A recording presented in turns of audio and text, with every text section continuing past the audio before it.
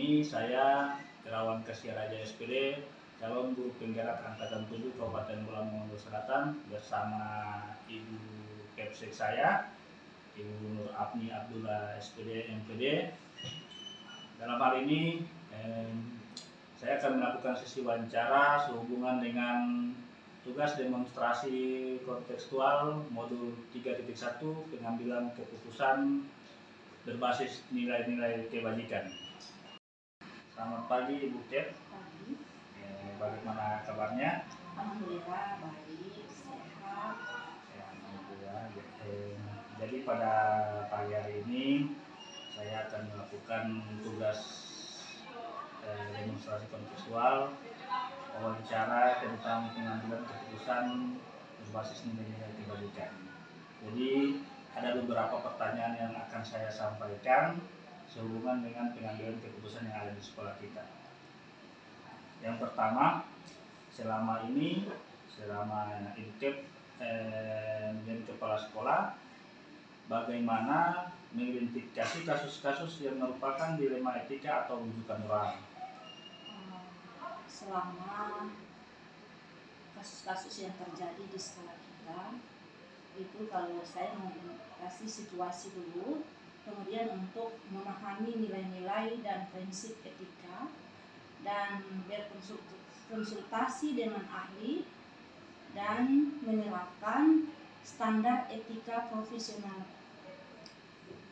Itu yang kasus yang biasanya kalau memang ada di sekolah kita identifikasinya.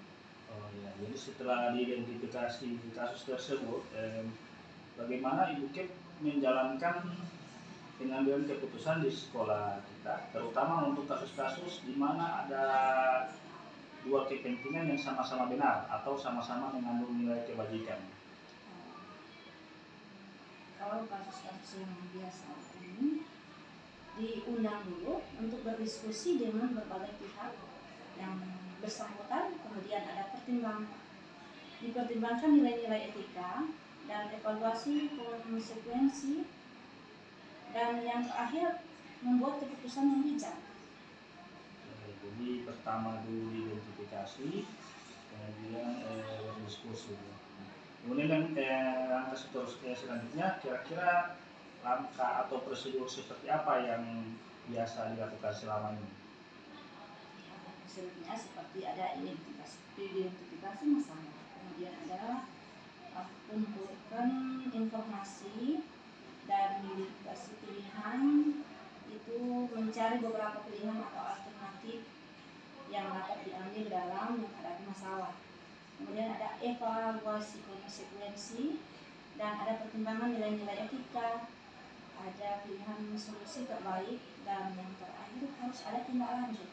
Langkah selanjutnya, adakah seseorang atau faktor apa yang selama ini memudahkan atau membantu Ibu Kep dalam pengambilan keputusan dalam kasus-kasus dilema keputusan? Saya selalu bekerja sama dengan tim yang terdiri dari berbagai pihak terkait untuk membantu saya dalam pengambilan keputusan dalam kasus dilema etika. Jadi bekerja sama dengan tim. Iya. Kemudian harus bekerja sama dengan tim.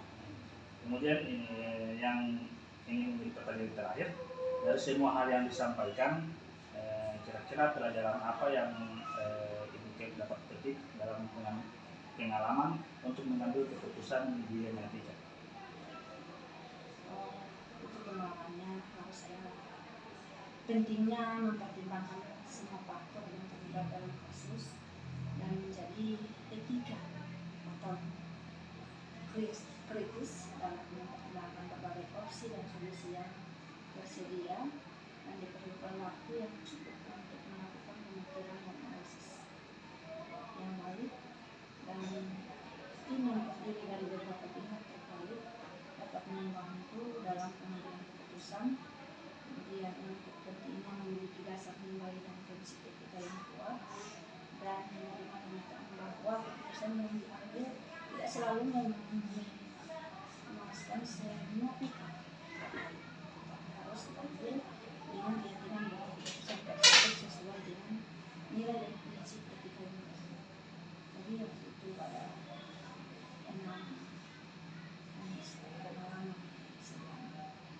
Ya, jadi setelah perbincangan tadi, saya mengucapkan terima kasih kepada Ibu Ted karena ini juga merupakan tambahan ilmu pengetahuan untuk saya atau pengalaman nantinya untuk saya dalam menyelesaikan tugas ke depan nanti. Ya, terima kasih untuk kesempatan yang saya berikan. Sekian pertemuan saya pada kali ini.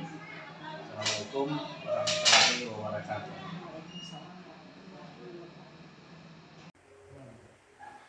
Assalamualaikum warahmatullahi wabarakatuh.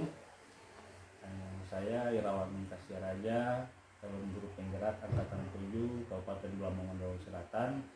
Pada hari ini saya berada di SMP Negeri Sinombayuga bersama dengan Bapak Kep, Kep Hanus Pakaya SPD, dalam hal mewawancarai tentang modul pengambilan keputusan bertanggung jawab tugas demonstrasi konseptual calon guru penggerak.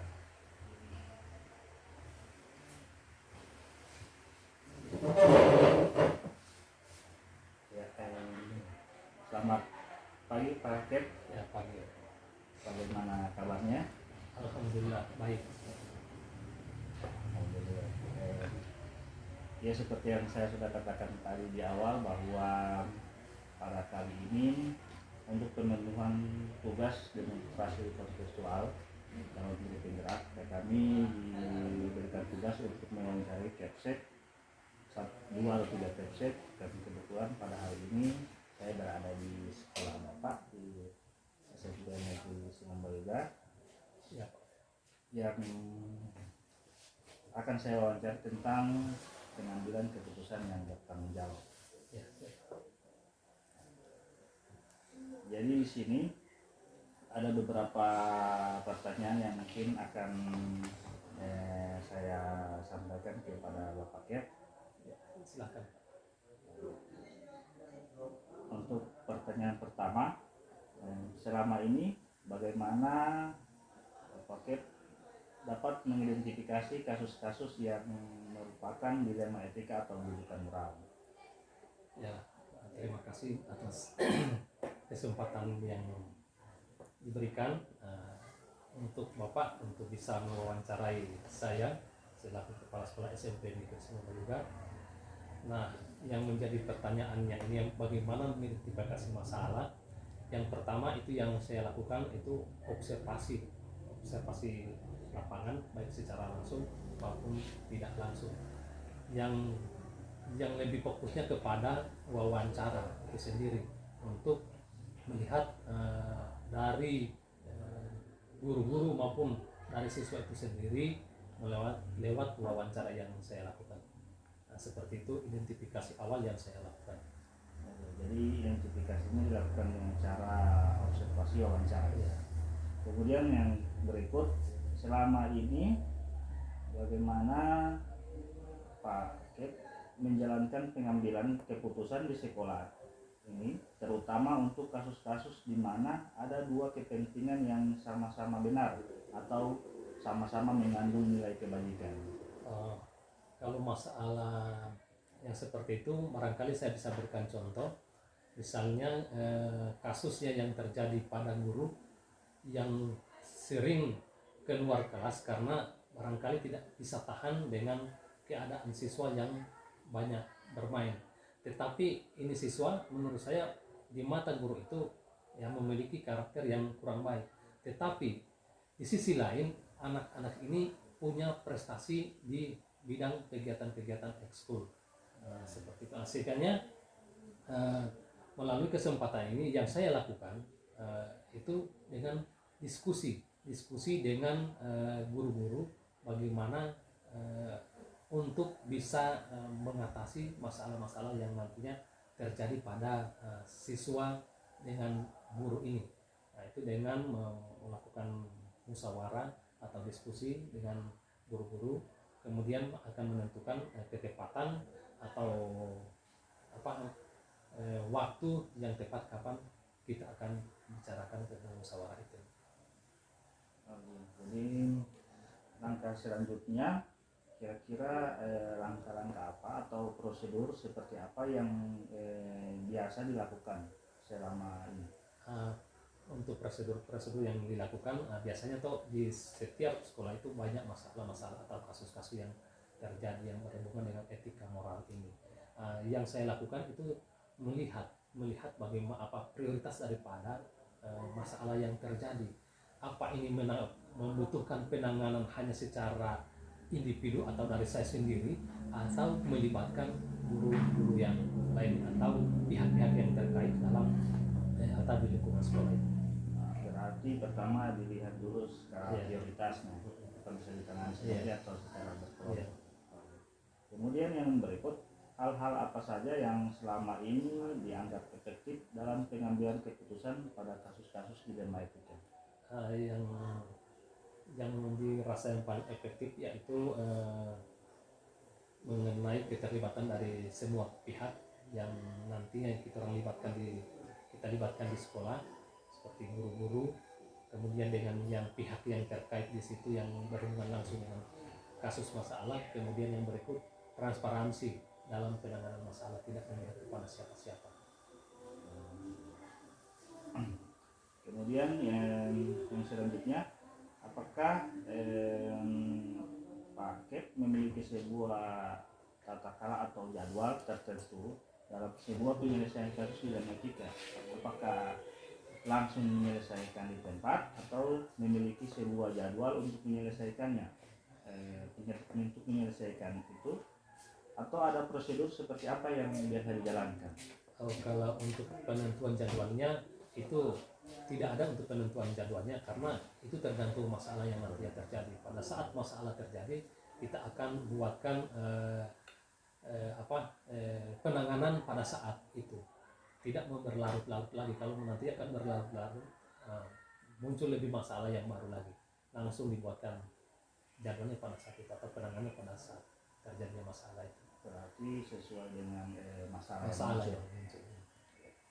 Kemudian adakah seseorang atau faktor-faktor apa yang selama ini mempermudah atau membantu Pak Kep dalam pengambilan keputusan dalam kasus-kasus dilema etika? Nah, barangkali kalau untuk kasus-kasus penanganan kasus-kasus yang faktor yang atau itu selalu saya memanfaatkan, kebetulan di sekolah ini ada guru BK, ada 2 orang guru BK. Ini yang dari guru BK ini saya undang bersama-sama atau diajak diskusi bagaimana pemecahan daripada setiap kasus yang terjadi. Efektifnya itu dengan guru BK. Kita ada keterlibatan sama guru BK. Iya. Kemudian yang terakhir dari semua hal yang sudah telah disampaikan tadi, pembelajaran apa yang mungkin Pak Kep bisa petik atau pengalaman apa yang mungkin dirasa setelah percakapan ini? Barangkali kalau untuk pengalaman yang bisa diambil, berarti kita itu nantinya akan secara kritis menangani suatu masalah. Kemudian yang berikutnya, pentingnya penanaman nilai-nilai etika pada diri kita, terutama dalam pemecahan masalah. Setidaknya kita beretika dulu, kemudian bisa memecahkan masalah yang berhubungan dengan etika. Barangkali ini hal-hal yang bisa diambil. Jadi tadi itu merupakan pertanyaan yang terakhir. Mungkin karena itu pertanyaan terakhir, jadi wawancara kali ini hanya cukup sampai di sini. Terima kasih Pak Kep atas waktunya yang sudah diberikan. Sama-sama. Kemudian saya tutup dengan kata wassalamualaikum warahmatullahi wabarakatuh.